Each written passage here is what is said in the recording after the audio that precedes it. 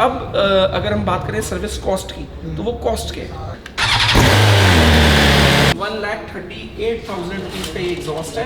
तो भाई ये चीज़ के बारे में मुझे जीरो ज्ञान है, BMW का स्पेशली। 14,600 टॉप RPM है बाइक का। तो ये एक अच्छी चीज़ है कि BMW में वारंटी भी 4 किस्म की है। तो बाइक जो आप ले रहे हो ये सिर्फ 197 kg है। तो कैसी है अपनी टर्बो फैमिली में? एकदम बढ़िया, बहुत ही झकास, और होप आप सभी लोग रॉक कर रहे होगे बिल्कुल मेरी तरह। तो आज मतलब नाइकी की टी शर्ट मुझे मिल गई कहीं से, कल मैं शॉपिंग करने गया था तो वहाँ पे टी शर्ट मिल गई। एक तो कलर भी मैच हो रहा था थोड़ा थोड़ा, एग्जैक्टली तो नहीं, ये थोड़ी सी ब्राइट ज़्यादा है, ये थोड़ा सा डल है। एंड नाइकी अपना फेवरेट ब्रांड सबको पता ही है, बट दूसरा फेवरेट ब्रांड मेरा कौन सा है वो शायद लोगों को नहीं पता होगा। तो दूसरा मेरा फेवरेट ब्रांड है ना, वो है ये BMW। एक्चुअल में मतलब BMW की चाहे बाइक चला लो चाहे कार्स चला लो, जो कॉन्फिडेंस आता है ना वो बिल्कुल नेक्स्ट लेवल का है। एंड सबसे अच्छी बात है कि बिल्कुल मेंटेनेंस फ्री। हाँ जी, कैसे हालचाल? बढ़िया भैया, कैसे बढ़िया। आज बहुत दिनों बाद। हाँ, बहुत दिनों बाद। क्यों ऑफ हो गया? ये लड़का मेरे पास आया था इतने जोश में, और जोश में आके बिल्कुल ऑफ। क्या होगा? तो नर्वस हो गया, क्या हो रहा था, क्या हो रहा था? नहीं ऐसा नहीं है, बट अभी भी जोश में हूँ। अभी भी जोश में? जोश में हूँ अभी। ये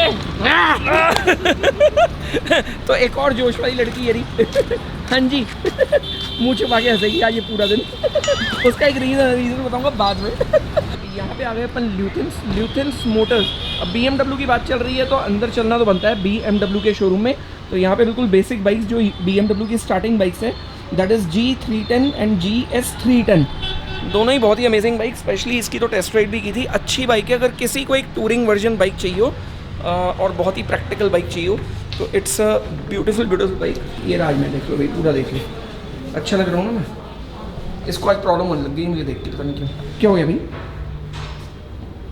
दांत तो दिखा दो तो यहाँ पे एक और G310, बट अब आगे जो बाइक्स आने वाली हैं they are bigger bikes and बड़ी बाइक्स। तो यहाँ पे खड़ी है एक XR 900। तो लास्ट मैंने इसका एक वीडियो बनाया है, अगर नहीं देखा है तो देख लेना। बहुत ही प्रैक्टिकल, बहुत ही मज़ेदार bike, super smooth blue colour की बाइक के अंदर मैंने वीडियो बनाया था। ब्लू कलर कंपनी से आता नहीं है, उस पर पीलीवल प्रिंट था, बट एक्चुअल में बहुत ज़बरदस्त बाइक है, बिल्कुल मज़ा आया चला के। दिस इज़ 310, अगेन रिव्यू मैंने किया हुआ है। तो अब अगर इस बाइक की बात करें तो ये बाइक बहुत ही स्पेशल बाइक है। 1800 cc R18 बाइक का नाम, क्रूज़र बाइक। और क्रूज़र में एक्चुअल में इतने डिफरेंट इंजन वाली बाइक मैंने कभी नहीं देखी। Believe me, this bike is like aeroplane. किसी को भी एक बाइक पे एरोप्लेन वाली फीलिंग लेनी हो ना, ये बाइक ले लेना। अल्टीमेट पावर, ज़बरदस्त चलती है। रिव्यू इसका भी किया हुआ है भाई, देख लेना चैनल पे। ऑलमोस्ट मैंने हर बाइक का रिव्यू तो किया ही हुआ है।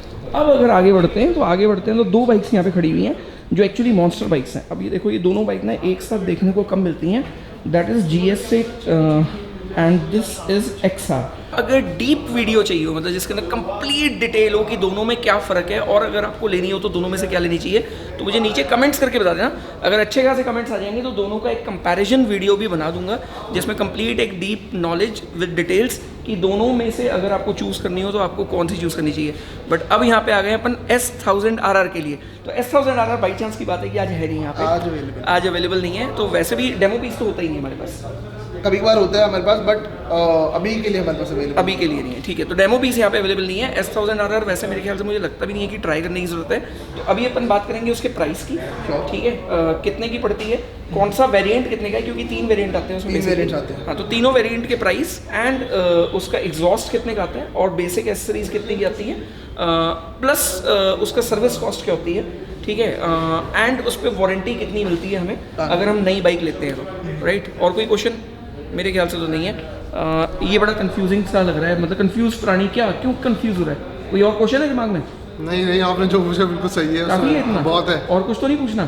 चल तब तक याद कर ले, तब तक याद कर लेते हैं क्या है। तो अभी हम डिटेल बताते हैं, तब तक ये और याद कर रहा है। क्वेश्चन कोई और आपके दिमाग में? कोई क्वेश्चन नहीं? पक्का ना? दांत तो दिखा दो तो भाई ये आ गया कैटलॉग। बाइक तो है नहीं पर कैटलॉग में देख सकते हो। तो this is S1000 RR M sport, right?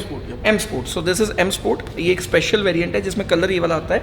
And उसके बाद ये 3 कलर होते हैं, 1, 2, 3, जिसमें से ये तीसरा कलर है 2021 मॉडल। अभी ये चेंज हो गया है, ये वाला आ चुका है ग्रे। तो नीचे अब स्क्रीनशॉट जो आ रहा है आपको स्क्रीन पे दिख रहा है, वो वाला कलर अब आ चुका है। 3 कलर जो अभी आ रहे हैं वो वाले हैं। अब मुझे तीनों में बेसिकली जो फ़र्क है वो है M स्पोर्ट और normal, pro and normal, right? नहीं, 3 आते हैं, standard, pro, M sport. Pro M sport, okay. ये उनके लिए है कि स्टैंडर्ड जिनको कोई फंक्शनैलिटी स्पेसिफिक चाहिए उनके लिए प्रो आ जाता है। मैं बेसिक डिफरेंस बता देता हाँ हूँ। रफली 7 to 8 डिफरेंस है स्टैंडर्ड और प्रो में। ठीक है। और प्रो और एम स्पोर्ट में 2 से 3 डिफरेंसेस। तो हम पहले बात करेंगे स्टैंडर्ड एंड प्रो की। हाँ जी, हाँ जी। तो स्टैंडर्ड प्रो में अगर हम बेसिक स्टार्ट करें, आपको इलेक्ट्रॉनिक सस्पेंशन का डिफरेंस मिल जाता है। ठीक है। इलेक्ट्रॉनिक सस्पेंशन स्टैंडर्ड में नहीं है? नहीं है, उसमें मैनुअल एडजस्टमेंट वाला सस्पेंशन। ठीक है। मैनुअली एडजस्ट करना पड़ेगा आपको जो भी सेटिंग करनी है। ठीक है। सेकंड फर्क इसमें इलेक्ट्रॉनिक आ जाता है, तो वो रोड के हिसाब से बेस्ट पार्ट है कि ये सबसे कंफर्टेबल सुपर स्पोर्ट्स है। ठीक है। जैसे सपोज आप सीधी रोड पे चल रहे हैं, ये सॉफ्ट रहेगा। जैसे आप मोमेंट इसको लीन करोगे, सस्पेंशन थोड़ा स्टिफ हो जाएगा, जिससे आपको dynamic suspension, dynamic damping control. अच्छा, तो डायनामिकली चेंज होके आपको कंफर्ट और ग्रिप पूरी देगा। ये पर प्रो में है, ये प्रो के अंदर स्टैंडर्ड में नहीं आएगा। स्टैंडर्ड में नहीं आएगा। ठीक है। तो अगर आपको ऐसा सस्पेंशन चाहिए जो ऑटोमेटिकली अडप्ट कर ले रोड के हिसाब से, जैसे ही आप लीन कर रहे हो तो स्टिफ हो जाए, जैसे ही आप सीधा चल रहे हो तो अपने आप सॉफ्ट हो जाए, और अगर आप बहुत ज़्यादा शायद हार्ड ब्रेकिंग करते हो तो भी स्टिफ कर देता है। उसमें क्या होता है, इसमें फ्रंट में एबीएस सेंसर्स लगे हुए हैं, साइडों में लीन एंगल सेंसर्स लगे होते हैं। और अगर आप लीन करते हो तो स्टिफ होंगे, ब्रेक करते हो रियली हार्ड तो एबीएस आपको नोज ड्राइव करने से रोकता है, तो दैट आपको बहुत ज्यादा प्रेशर ना है अपने एल्बोज पे, शोल्डर्स पे। ठीक है। तो बहुत ज़्यादा डिप भी नहीं आएगा उसकी वजह से। और सपोज अगली वाला टायर किसी बम्प के ऊपर से या गड्ढे के अंदर से जा रहा है, अकॉर्डिंगली पीछे वाला एडजस्ट कर लेगा। ओके। सो दैट आपका राइड कंफर्ट ना खराब हो। ठीक है। तो ये सब चीज़ें आपको मिलेंगी प्रो में, स्टैंडर्ड में नहीं मिलेंगी। मतलब इलेक्ट्रॉनिक सस्पेंशन मिलेगा प्रो में। अब आगे बढ़ जाते हैं। डन। अगला डिफरेंस अगर हम रोड राइडर्स के लिए देखें तो आपको क्रूज कंट्रोल मिल जाता है। ठीक है। तो क्रूज कंट्रोल जिनको नहीं पता है उनको मैं समझा देता हूँ। क्रूज कंट्रोल नॉर्मली वैसे उन लोगों के लिए जिनको ट्रैवल करना होता है या जिनको स्ट्रेट रोड पे काफ़ी देर तक चलना होता है। क्रूज कंट्रोल आप जैसे ही लगाते हो तो क्रूज कंट्रोल में स्पीड एक जगह लॉक हो जाती है। जब तक आप क्लच नहीं दबाओगे, एक्सीलरेटर को नहीं छोड़ोगे या ब्रेक नहीं दबाओगे, तब तक स्पीड लॉक हो जाएगी। तो आप एक बार अपना हैंडल एक हाथ से या 2 हाथ से छोड़ सकते हो ताकि बाइक एक ही स्पीड पे चलती रहे। आप थोड़ा स्ट्रेचिंग कर सकते हो, बॉडी थोड़ा मूवमेंट दे सकते हो। नॉर्मली क्या होता है कि अगर क्रूज कंट्रोल नहीं है बाइक में तो आप रेस जैसे ही छोड़ोगे, कुछ भी छोड़ोगे तो गाड़ी ऑटोमेटिकली धीरे होती चली जाएगी। अडैप्टिव क्रूज कंट्रोल है, आप प्लस भी कर सकते हो और माइनस करके एग्रेसिवली ब्रेक भी कर सकते हो। अच्छा, ओके। काफी राइडर्स बीएम में क्या करते हैं, एक हाथ छोड़ के एक से राइड कर रहे होते हैं। ओके, आपने हाईवेज पे देखा होगा। ठीक है। देन हीटेड ग्रिप्स आ जाते हैं आपके पास। हीटेड ग्रिप्स तो इंडिया में खैर बहुत ज़्यादा काम के नहीं है, बट स्टिल अगर आप बहुत ज़्यादा राइडिंग ठंडी जगहों पे ट्रैवल कर रहे हो तो डेफिनेटली स्टैंडर्ड के अंदर 4 राइडिंग मोड्स आते हैं जो कि फैक्ट्री मोड्स होते हैं। ठीक है। रेन, रोड, डायनामिक और रेस। ठीक है। ये चारों ही मोड्स में throttle response, wheelie control, engine braking, आपका ट्रैक्शन कंट्रोल, ये सब चीज़ ऑटोमेटिकली एडजस्ट होता है, वो आप चेंज नहीं कर सकते। ठीक है। बट प्रो वेरिएंट के अंदर इन चारों के अलावा आपके पास 3 प्रो मोड्स होते हैं। ठीक है। 3 प्रो मोड्स। प्रो का मतलब यहाँ पे प्रो रेसर नहीं, प्रो मतलब प्रोग्रामेबल। ठीक है। प्रोग्रामेबल। ओके।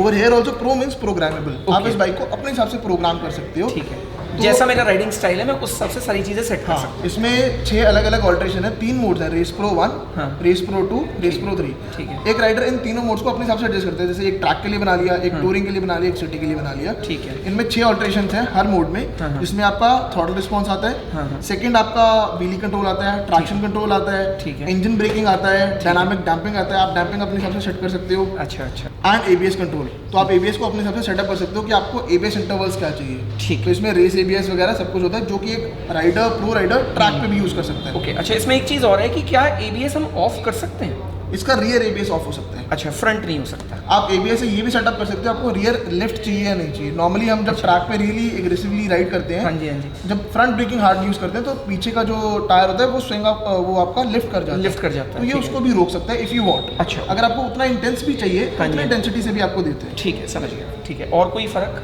प्रो और इसमें? ये बेसिक फर्क है जो आपको रोड पे डिफरेंस दिखेंगे। इसके अलावा आपको ट्रैक डिफरेंस आ जाते हैं। आपको पेडलिंग लिमिटर मिल जाता है अगर आपने रेस ट्रैक पे चलाना है। उसके अलावा आपको लॉन्च कंट्रोल मिल जाता है। अच्छा, लॉन्च कंट्रोल मिल जाता है। अच्छा, तो लॉन्च कंट्रोल में एक चीज़ और समझा देता हूँ जिन लोगों को नहीं पता है। लॉन्च कंट्रोल इस कि जब अपने को बाइक के साथ ड्रैग रेस करनी हो या जब रेसिंग करते हैं तो शुरू में बाइक लॉन्च करनी होती है। लॉन्च में क्या होता है कि ज़्यादातर लोग गलती कर देते हैं कि या तो थ्रॉटल ज़्यादा दे देते हैं, थोड़ा सा रेव ज़्यादा कर देते हैं, या क्लच जब छोड़ते हैं तो उतना परफेक्टली लॉन्च नहीं हो पाता। तो लॉन्च कंट्रोल आप जैसे ही ऑन कर लेते हो तो आरपीएम एक जगह जाके लॉक हो जाता है, टक टक टक टक टक ऐसे करता है बाइक में। एंड जैसे ही आप क्लच छोड़ोगे तो आरपीएम वहीं से ही उठेगा, बाइक विली नहीं होगी एंड प्रॉपरली लॉन्च होगी, टायर भी एक्स्ट्रा स्पिन नहीं होगा। एम आई राइट? और इसमें 3 लॉन्च कंट्रोल्स होते हैं एक बार में। आप एक बार अगर लॉन्च कंट्रोल यूज करोगे before the bike gets too hot 3 बार आप यूज कर सकते हो उस चीज। अच्छा। बस आप आरपीएम को एक लिमिट पे जाके छोड़ते हो सो दैट बाइक विली ना करे। राइट। देन प्रो के अंदर आपके पास ट्रैक्शन कंट्रोल सेटअप करने का भी ऑप्शन है। अच्छा। आप ट्रैक्शन को 14 लेवल पे सेट कर सकते हो। 14 लेवल +7 till -7। ओके। ये सेटअप है, ये इंटेंसिटी है। अगर आप देखें आपके पास 4 आपका ट्रैक्शन सेटअप्स हैं, हाँ जी हाँ जी, जिसको आप अलग अलग रोड कंडीशन के हिसाब से सेट कर सकते हो। Right. उसमें फर्दर 14 सेटिंग्स हैं। ओके ओ तो +7 टिल तो इंटेंसिटी आप अपने हिसाब से, सपोज आपने ट्रैक्शन को रेन में यूज़ करा, हाँ जी हाँ जी, रेन पे इंटेंस आपको +7 चाहिए या -7 चाहिए, ठीक है तो ठीक है वो आप चेंज कर सकते हो। ठीक है। तो प्रैक्टिकल बात करें तो अगर किसी को इलेक्ट्रॉनिक्स के साथ बहुत ज़्यादा खेलना हो, किसी को ट्रैक पे थोड़ी ज़्यादा यूज़ करनी हो और अपने हिसाब से राइडिंग मोड्स यूज़ करने हो, तो उनको लेनी चाहिए प्रो। एंड जिनको एक बेसिक बाइक चाहिए कि कंपनी से सब सेटअप होके आ रहा है, आपको ज़्यादा दिमाग नहीं लगाना है, ठीक है, एंड सीधी सीधी बाइक चलानी है, तो वो ले सकता है स्टैंडर्ड, राइट। एक और डिफरेंस है जो कि रोड राइडर्स को बहुत अच्छा लगेगा, टायर प्रेशर मॉनिटरिंग सिस्टम। ये प्रो में आता है, ये प्रो के अंदर आता है, ठीक। स्टैंडर्ड में नहीं आता। ठीक है। बाकी सारे फीचर्स ऑलमोस्ट सेम है। आपको स्टैंडर्ड के अंदर बहुत से ऐसे फीचर मिलते हैं जो आपको नॉर्मली किसी सुपर बाइक में नहीं मिलता। ठीक है। फॉर एग्जांपल हिल होल्ड भी मिलता है इस बाइक में। अच्छा हिल होल्ड है तो इसमें, एक सुपर स्पोर्ट्स होने के बावजूद इसमें ऐसे फीचर्स हैं जो कि एक राइडर को बहुत Comfortably, कंफर्ट राइडिंग के लिए मिलते हैं। हाँ जी हाँ प्रो के अंदर आपको हिल होल्ड ऑटो में भी मिलता है, तो अच्छा। ऑटोमेटिकली 5 डिग्री का इंक्लाइन या डिक्लाइन होगा। ओके। आप बाइक को रोकोगे तो ऑटोमेटिकली लग जाएगा। ऑटोमेटिकली हो गया, स्टैंडर्ड में ये मैनुअल होता है, तो आपको हैंड ठीक ब्रेक है। प्रेस करना पड़ेगा तब लगेगा ये। ओके ठीक है। अब ये तो हो गया स्टैंडर्ड एंड प्रो का बेसिक फर्क, हाँ जी। ठीक है। अब हम अगर प्रो में जितने भी हमारे को फीचर्स मिले, तो एम स्पोर्ट्स में, प्रो एम स्पोर्ट्स में हमें एक्स्ट्रा क्या मिल रहा है? Bike electronic wise mechanically exactly same है, ठीक है। डिफरेंसेस नहीं है। डिफरेंस आपके कॉस्मेटिक है मोस्टली। ठीक है फर्स्ट डिफरेंस आपका पेंट स्कीम आ जाता है, आपके पास एम स्पोर्ट पेंट स्कीम आ जाता है। ठीक है। सेकंड आपका जो डिफरेंस आ जाता है that is the M seat. M seat, ठीक है। तो एम सीट का क्या है कि ये सीट थोड़ी सी ग्रिटी होती है, ग्रिटी इन द सेंस थोड़ा ज़्यादा ग्रिप आपको इसमें मिलता है। इस पे आपको थोड़ा सा एल्कंटेरा लेदर का पैच मिलता है, जिससे आपको रेस ट्रैक पर ग्रिप अच्छी मिल जाती है। ग्रिप अच्छी मिल जाती है, मेरे ख्याल से थोड़ी सी हार्ड भी होती है, थोड़ी सी स्टिफ होती है Stiff नॉर्मल होती है। सीट से। ठीक है थर्ड आपको कार्बन फाइबर के व्हील्स मिलते हैं, रिम्स मिलते हैं। ठीक है, to less the weight of the bike, lighten the weight. हाँ। इसमें नॉर्मली आपको कास्ट एल्यूमिनियम के वेट्स मिलते हैं। जो प्रो और स्टैंडर्ड है इनका जो वेट वेट है फुल्ली फ्यूल्ड हाँ 197 kg है। 197 kg ओनली। तो बाइक जो आप ले रहे हो ये सिर्फ 197 kg है। पुरानी वाली BMW से ऑलमोस्ट शायद 10-12 किलो, 10 किलो कम है। 10 किलो कम, ठीक है। तो 207 थी लास्ट वाली जो अपने पास भी थी। एंड अब इसके अंदर और क्या फ़र्क होगा? एम स्पोर्ट का जो वेट है that is 193.5। 193.5, oh my God, तो मतलब बहुत और हल्की ज़्यादा कम हो गई, बहुत हल्की हो गई। तो एक्चुअल में जब हम रेस कर रहे होते हैं, जब हम बाकी चीज़ें कर रहे होते हैं, तो वेट बहुत ज़्यादा मैटर करता है। इवन ऑनेस्टली बताऊं तो 300, 400, 500 ग्राम भी बहुत ज़्यादा मतलब मैटर कर लेता है इन सब चीज़ों में। तो रेस ट्रैक पे तो ऐसा होता है कि छोटी छोटी चीज़ें भी लोग हटा देते हैं। जो प्रोफेशनल रेसर्स होते हैं उनकी बाइक में तो एक्चुअल में जो रेडिएटर होता है ना, उसके अंदर फ़ैन भी नहीं लगा होता, सल्फ भी नहीं लगा होता, जस्ट टू रिड्यूस वेट। में आपको टायर का डिफरेंस भी मिलेगा। अच्छा, जो स्टैंडर्ड प्रो है इनमें रोड बायस टायर्स आते हाँ हैं। जी। मोस्टली ये ब्रिजस्टोन का होता है, हाँ, कभी हाँ। कभार मिशेलिन भी होता है। ठीक है। बट आपकी जो एम स्पोर्ट है उसमें आपको मिडसेलर मिलता है रेसट्रैक K3। तो ये एक Okay। Proper track oriented tyre है जो कि आप रोड पे भी चला सकते हो। So, अच्छा। ट्रैक और रोड तो oriented more of track oriented है, मतलब सॉफ्ट ग्रिप और रियर सेक्शन 200 सेक्शन मिलता है, 200 सेक्शन इनमें 190 है। 190 है। ओके चलिए ठीक है। तो एम स्पोर्ट में जो फ़र्क है वो टायर्स का फ़र्क आपको बता ही दिया। अब आ जाते हैं प्राइस पे तीनों हाँ के। जी, हाँ जी। ठीक है, तो स्टैंडर्ड का प्राइस ऑन रोड कितना आता है? सब प्राइस कलर बेस भी है हमारे पास। अच्छा। स्टैंडर्ड और प्रो में दो पेंट स्कीम्स आती हैं। ठीक है। एक आता है आपके पास ब्लैक शॉ मेटेलिक। तो हम एक काम करते हैं, ब्लैक पे चलते हैं, ब्लैक है ना? तो ब्लैक में स्टैंडर्ड का प्राइस एंड ब्लैक में प्रो का प्राइस। अगर हम ब्लैक में ऑन रोड डेली का प्राइस बात करें हाँ। तो ब्लैक आपका कॉस्ट करेगा 22,72,000 rupees. 22,72,000 rupees individual name daily registration. ठीक है। इसी में अगर हम प्रो में बात करें दैट इज 24,84,000 रुपीज़। 24,84,000, करीब 3 लाख रुपए का फ़र्क हो गया। थोड़ा सा 3 से कम, 2 3 से हल्का सा कम हो गया, मतलब वही राउंड 3 लाख रुपए का फ़र्क हो गया। ठीक है, अब अगर चले जाते हैं अपन प्रो Sport। एम स्पोर्ट पे। सो एम स्पोर्ट आपको कॉस्ट करेगा 27,41,000 रुपीज़। 27,41,000 रुपीज़, अराउंड इसमें और 2.5 लाख रुपए का फ़र्क आ गया समझ। 2.5 लाख रुपये का डिफरेंस। ठीक है, 2.5 लाख रुपए और ज़्यादा हो गए। तो 3 तरह के प्राइस। अच्छा, अब अगर हम ये कोई भी बाइक लेते हैं तो इसमें एग्जॉस्ट लगभग कितने का आता है जो कंपनी से अगर अपन लेते हैं, मतलब जो कंपनी अप्रूव्ड है? तो कंपनी अप्रूव्ड मेरे ख्याल से एक्रा है, मुझे जहाँ तक आइडिया मैं आपको बता देता हूँ, BM में एग्जॉस्ट सिर्फ BM ही प्रोवाइड करता है। अच्छा। हमारे पास जो एग्जॉस्ट है आक्रा पॉवी का एग्जॉस्ट है, ठीक जो है। कि आक्रा पॉवी स्पेसिफिकली BM के लिए बनाता है। ठीक है, हम ये एग्जॉस्ट देख सकते हैं। Yep। कभी भी कोई अगर बाइक ले रहे हो तो हमेशा उसके अंदर एग्जॉस्ट वही लगाओ जो कंपनी स्पेसिफाइड हो या कंपनी उसको रिकमेंड कर रही हो, ताकि आपकी वारंटी वॉइड ना हो। नॉर्मली लोग क्या करते हैं, कोई भी एग्जॉस्ट लगा लेते हैं ब्रांड न्यू बाइक लेके और वारंटी वॉइड हो जाती है, राइट करण? मैकेनिकल वारंटी वार्ड हो जाती है। Mechanical BM में warranty। 3 साल की वारंटी है। ठीक है। अनलिमिटेड किलोमीटर्स की सारी बाइक्स पे। ठीक है, ठीक है। इसको एक्सटेंड करा के 5 भी करा सकते हो, किलोमीटर्स अनलिमिटेड रहेंगे। ठीक है। हमारे पास हर यूनिट की अलग वारंटी है। ठीक है। मैकेनिकली जो इंजन है उसकी अलग वारंटी है, इलेक्ट्रिकल यूनिट्स की अलग वारंटी है। ठीक है। पेंट की अलग वारंटी है, सस्पेंशन अलग है, हर चीज़ अलग है। अच्छा, ओके। अगर आप फुल सिस्टम एग्जॉस्ट लगवा लेते हो तो आपकी मैकेनिकल वारंटी वर्ड मतलब इंजन की वारंटी जाएगी, बाकी सब चलता रहेगा। वो सब चलता रहेगा। अच्छा, तो ये एक अच्छी चीज़ है कि BMW में वारंटी भी 4 किस्म की है। ऐसा नहीं है कि पर्टिकुलर आपने कोई चीज़ की है तो दूसरी वारंटी वॉइड हो जाएगी, दूसरी चलती रहेगी। हाँ जी, हाँ जी। ठीक है। बट अगर हम ये वाला एग्जॉस्ट लगाते हैं तो वारंटी वॉइड नहीं होती। सो ये स्लिप ऑन एग्जॉस्ट सिस्टम है Acropovic का for specific BMW motorcycle. Okay.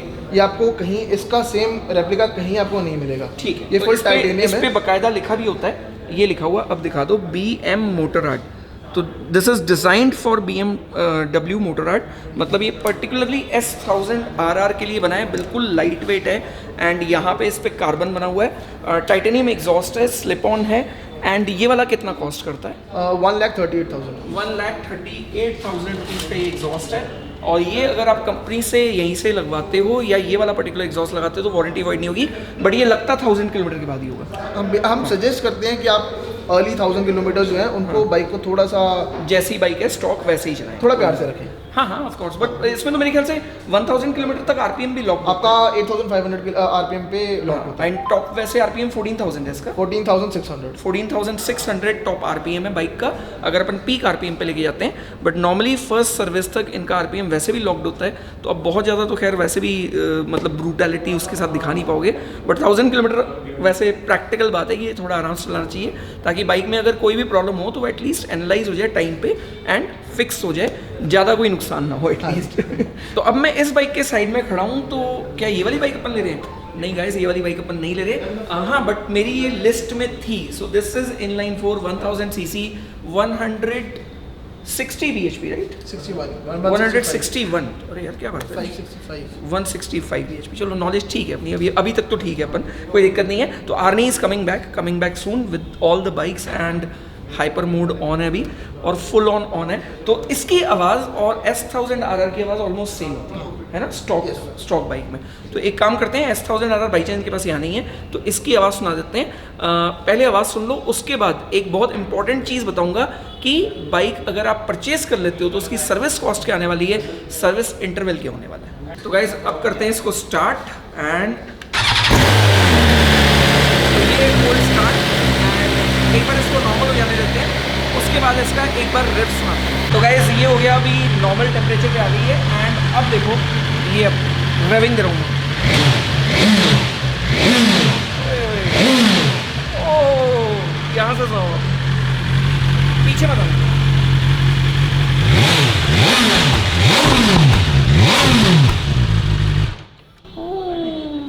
खतरनाक, बट फ्यूल की स्मेल आने लग गई शोरूम के अंदर। बट आवाज़ इनलाइन 4 की जो होती है ना बहुत ही ज़बरदस्त होती है। ये 165 bhp है, बट 200 bhp की बात कुछ और होगी मेरे ख्याल से। 200 ही होती है ना BMW? 207 bhp। पुरानी वाली कितनी होती थी? 199, वो ऑलमोस्ट 200 ही होती थी। 200 bhp और 207 bhp, तो टेक्निकली 207 सिर्फ 193 kg को पुश कर रहे हैं। अच्छा, ये भी पावर टू वेट रेशियो उसका और ज़्यादा कम हो गया। तो एक्चुअली पहले था वो 1:1, अभी चीज़ें थोड़ी सी चेंज हो गई हैं, तो अभी वेट कम हो गया है एंड पावर बढ़ गई है। तो मेरे ख्याल से और ज़्यादा ब्रूटैलिटी मिलेगी, और ज़्यादा मज़ा आएगा, और ज़्यादा hyper mode and hyper riding देखने को मिलेगी आप लोगों को। अब कौन सी बाइक लेनी चाहिए यार, मुझे खुद बता देना नीचे कमेंट्स करके। इस टाइम पे काफ़ी सारा कन्फ्यूजन मुझे भी है और काफ़ी सारी बाइक्स आपको भी देखने को मिल रही है। एक बार दोनों बाइक्स की टेस्ट राइड भी करनी है। दोनों बाइक्स को एक बार टेस्ट राइड करते हैं, एक्चुअली तीनों बाइक्स को एक बार टेस्ट राइड करते हैं और फिर देखते हैं कि फाइनली किसको बाइक को अपने को बुक कराना है। तो फाइनली अब अगर बाइक अपन ने परचेज कर ली है तो लेने के बाद उसकी कॉस्टिंग क्या आने वाली है, तो भाई ये चीज़ के बारे में मुझे जीरो ज्ञान है, BMW का स्पेशली, क्योंकि मेरे पास जो BMW थी उसको बाई चांस मेरे को सर्विस कराने का मौका ही नहीं मिला। मैंने 4000 किलोमीटर चलाई और बेच दी तो मौका नहीं मिला मुझे। बट अगर अपन नई बाइक लेते हैं तो उसकी सर्विस कॉस्ट कितनी आती है, प्लस 3 साल की तो इसमें स्टैंडर्ड वारंटी है। अगर हम एक्सटेंड कराते हैं तो उसकी कॉस्ट क्या आती है? फर्स्ट सर्विस आपकी 1000 किलोमीटर पे होगी या 1 मंथ पे, कम कर दिया, ठीक है, जो भी पहले हो जाए। देन इंटरवल हर 10,000 किलोमीटर या 1 साल बाद होगा। Oh that's a long period. तो मतलब 1 साल तक अगर आपने बाइक 10,000 किलोमीटर नहीं चलाई है तो 1 साल में सर्विस करा देना, और अगर 10,000 किलोमीटर चलाई है पहले या 10,000 किलोमीटर हो गए हैं तो सर्विस करा लेना, पर फिर भी काफ़ी लॉन्ग ड्यूरेशन है। नॉर्मली मतलब जैसे अगर हायाबुसा की भी बात करता हूँ तो 5,000 किलोमीटर पे हम सर्विस कराते हैं नॉर्मली, बट इसका काफ़ी अच्छा ड्यूरेशन है। ठीक है, तो भी फाइनली अगर आपने डिसाइड कर लिया है कि S1000 ही लेनी है और आपने ले ली है, तो दो चीज़ें एक दिमाग में आती हैं क्वेश्चंस, जो एक होता है कि एक एक्सटेंडेड वारंटी और वारंटी क्या है बाइक की, एंड सेकंड इसकी सर्विस कॉस्ट क्या आने वाली है खरीदने के बाद। तो मैं वन बाय वन बता देता हूँ। एक्सटेंड वारंटी आपकी जो है, बेसिक वारंटी आपकी 3 साल की है, 3 साल की अनलिमिटेड किलोमीटर। उसको एक्सटेंड करवाना चाहोगे 1000 आर के केस में 2 साल एक्सटेंड हो जाएंगे। ठीक है, किलोमीटर अनलिमिटेड रहेंगे। 1000 आर के लिए 45,000 रुपीज कॉस्ट है एक्सटेंड करवाने का। तो 45,000 रुपीज़ एक्स्ट्रा लगेंगे अगर आपको लॉन्ग टर्म बाइक रखनी है, मतलब 5 साल अगर आप बाइक रखना चाहते हो तो आप ऑफकोर्स एक्सटेंडेड वारंटी ही लो हमेशा।